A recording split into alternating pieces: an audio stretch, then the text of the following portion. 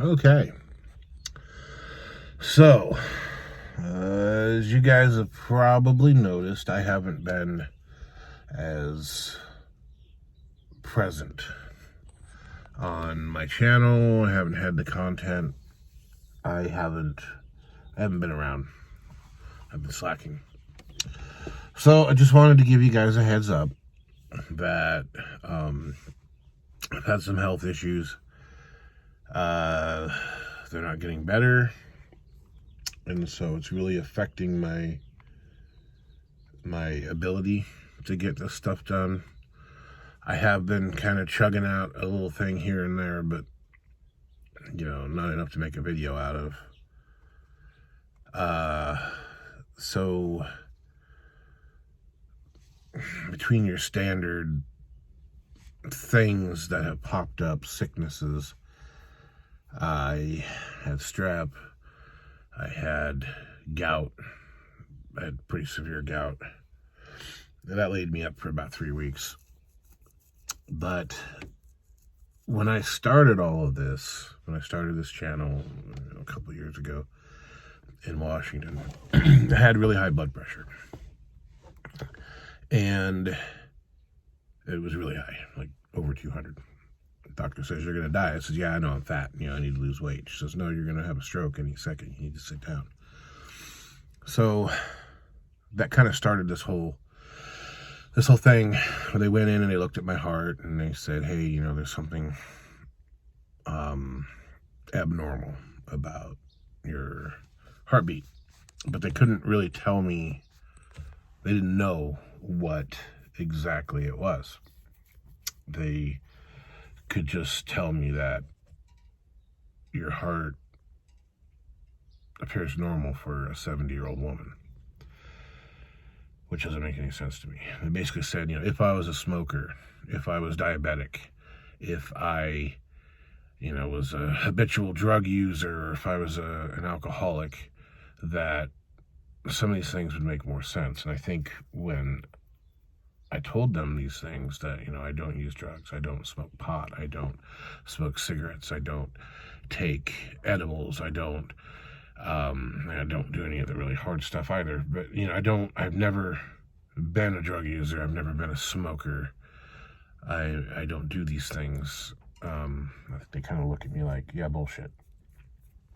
But, it's fine, take my hair, take whatever. I've never used these drugs. So, I'm not diabetic. As a matter of fact, my A1C, like the doctor even said, my A1C was better than hers.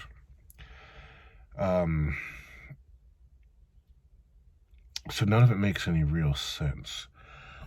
Now, my grandfather on my mother's side had some issues with his veins. They were afraid that his veins in his neck were going to burst. And what actually killed him was, well, I can never get a straight answer out of anybody, but he had an aneurysm in the main vein that runs down behind your guts. So I think he had an aortic dissection, something like that. And that's what I am really high risk for, because he had really high blood pressure too, apparently. My other grandfather on my dad's side had some heart issues as well.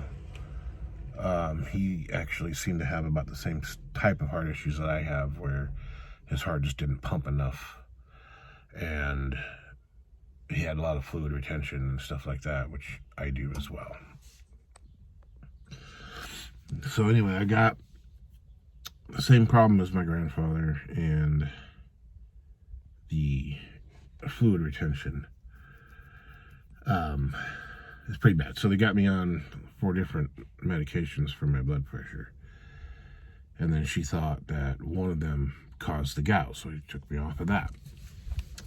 And so that one was the main diuretic, the hydrochlorothiazide, and the metoprolol, or whatever it's called, actually makes you retain more moisture, or maybe it's the amlodipine. Anyway, regardless, one of them makes me retain more fluid, the other one gets rid of it. And so then what happens is my legs swell up. It makes them very weak. And it makes it hard for me to stand. And then as the day goes on, it makes me really unsteady. I haven't fallen down yet, but I've gotten close. The other problem is, because of the fluid retention, at night when I go to sleep, all that fluid in my legs comes out, and then I'm up all night peeing. Hi, kitty. So, I mean, literally, I've timed it. It's like every hour on the hour, every hour and a half, until about 6 o'clock in the morning, I'm up. And so then they say, oh, well, maybe your blood pressure is caused by sleep apnea. So I go and get tested, and I tell them all this. They're like, oh, you're severe. You're only getting 15 minutes of sleep every hour. And I said, I know, I'm up every hour peeing. And they're like, oh, we don't think that's it. And I said, you know, you guys have already done this before, and I've already had the CPAP, and I didn't have any better sleep with it than without it. And, I was still falling asleep. Like, I could be talking to a customer on the counter, or talking to my coworker mid-conversation and just pass out. And it's not narcolepsy. So all this stuff goes in, and they're testing me for this, that, and the other thing. And they start checking my heart, and then they find out that it's not pumping enough blood. So it's just like Grandpa. And they've already done the EKG and the echo, whatever, all that stuff.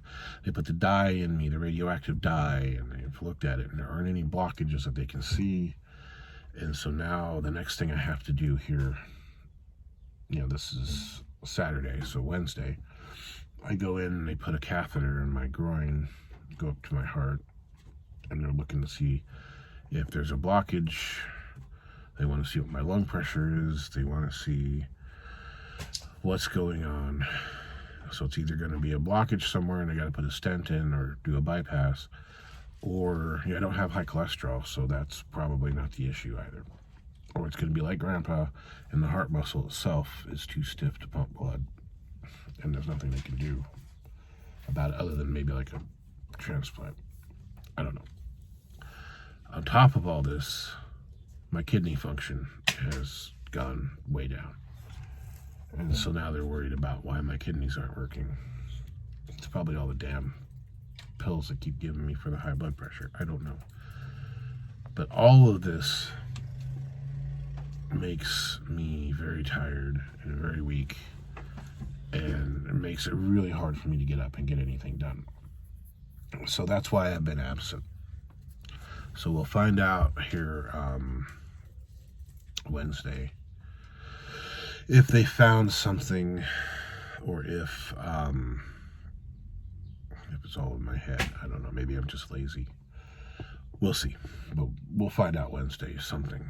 And so anyway, that's why I've been gone. And here these last few days, I've been out doing a few little things. And I did sign up for the class again, so I've been out there, although I just, this last Wednesday, hauled the Cricket back up there. I haven't worked on it yet there. I've been doing a couple other things with the Jeep here and with the 1-ton. And I will show you those things here in another couple videos. But anyway, that's your update for now. That's what's going on with the channel, and I will see you guys soon. Alrighty, so went up to Wichita, had the heart cath done. They didn't find any blockages. I didn't think they were gonna. Got back, the cardiologist wanted to look at my renal arteries. So they went and they looked at the Doppler of my kidneys and didn't find any blockages. Still didn't think they were gonna find any. So I have an appointment for tomorrow, and hopefully we'll move on to the next step, try to figure out what's wrong. I'm on medical leave right now. I am trying to get Social Security. See what happens. I can get everything fixed maybe. when I don't have to worry about work. So that's where we're at. Back at school, I mean, 3 hours one night out of the week, I can handle that. Last night I was struggling pretty good, but I was able to get through it. But I did get the welding pretty well finished.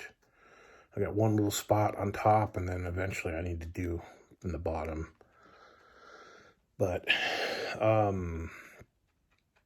yeah, I mean, that's where we're at. I got a little bit of work done on the Dodge.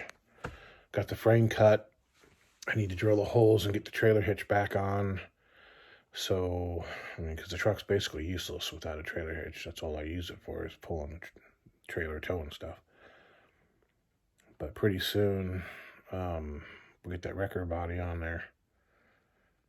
And, you know, it'd basically be for looks. I'll still be using the trailer hitch, but it'll be there. But that's what we're looking at here. I got to have that done by May 1st.